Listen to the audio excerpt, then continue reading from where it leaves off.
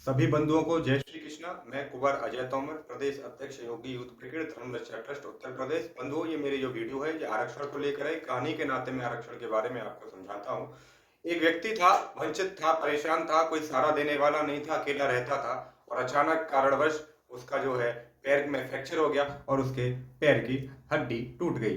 तो वहां अड़ोसी पड़ोसियों ने मानवता के नाते, आसपास कोई सरकारी अस्पताल नहीं था तो बहुत दूर जाकर एक सरकारी अस्पताल में उसे भर्ती कर दिया। अब डॉक्टर को लगा कुछ दिन बाद कि अब इसका घर पर परहेज चल सकता है, घर पर इसका इलाज हो सकता है, कुछ ही दिनों में ये ठीक हो जाएगा।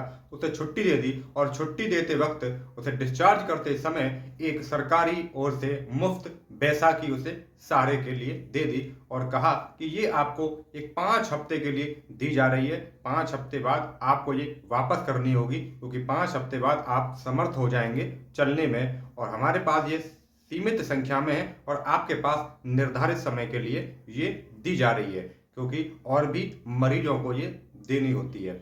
और उसके बाद जो है वह बैसाखी लेकर आगे थोड़ा सरकारी दवा खाने के पास चला तो लंबी लाइन लगी हुई थी, कतार लगी हुई थी दवा लेने वालों की।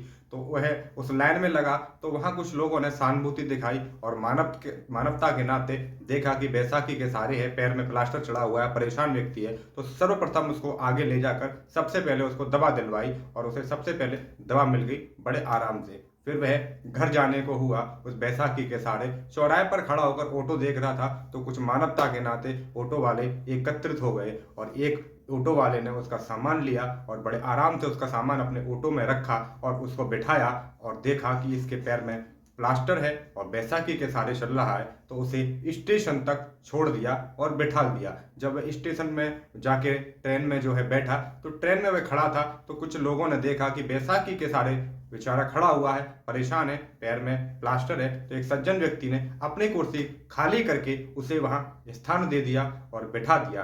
फिर जैसे ही उसका घर आने को हुआ तो वह जब स्टेशन पे उतरा तो वहां पर कुछ लोगों ने सहानुभूति दिखाते हुए उसे ऑटो में बिठा दिया और ऑटो से जब वह घर पहुंचा तो वहां के कुछ लोगों ने उसको सहारा देते हुए उसके घर तक छोड़ दिया।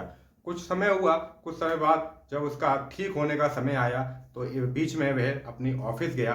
ऑफिस भी उस बैसाखी के सहारे गया, क्योंकि परेशान था, पूरी तरीके से ठीक नहीं हो पाया था, ठीक होने की कगार पर था।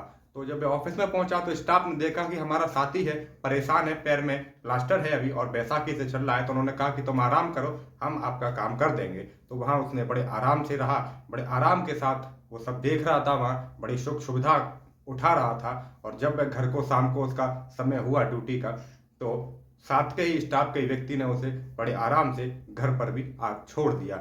जब रात हुई और रात में सोते समय वह सोच रहा था, मन ही मन कह रहा था कि क्यों ना मैं इस बैसाखी को वापस ही ना दूं और ठीक ना होने का नाटक करता रहूं कि मैं ठीक नहीं हूं, तो मैं बहुत इसी प्रकार सुख सुविधा उठाता रहूंगा और लोगों की सहानुभूति प्राप्त करता रहूंगा और उसके बाद ये बैसाखी मैं अपने बच्चों को दे दूंगा और वह भी इसी प्रकार सुख सुविधा लेते रहेंगे। इसी प्रकार कुछ मरीजों ने ऐसा ही करा कि सरकारी जो बैसाखी थी वो सारी जो सीमित संख्या में थी वह समाप्त हो गई और लोगों ने अपनी उसे वापौती बना लिया और उसे वापस नहीं दिया। इसी प्रकार ये आरक्षण है, एक सीमित समय के लिए ये आरक्षण की व्यवस्था की गई थी, लेकिन लोगों ने ऐसे वापौती बना दिया और आज जो लोग असहाय हैं, जो लोग परेशान हैं और जो सीमित संख्या में जो आरक्षण की व्यवस्था थी वह अब किसी की वापौती बनकर रह गई है और जो असहाय हैं उनको नहीं मिल पा रही है। इसीलिए इस आरक्षण को आर्थिक आधार पर किया जाना चाहिए।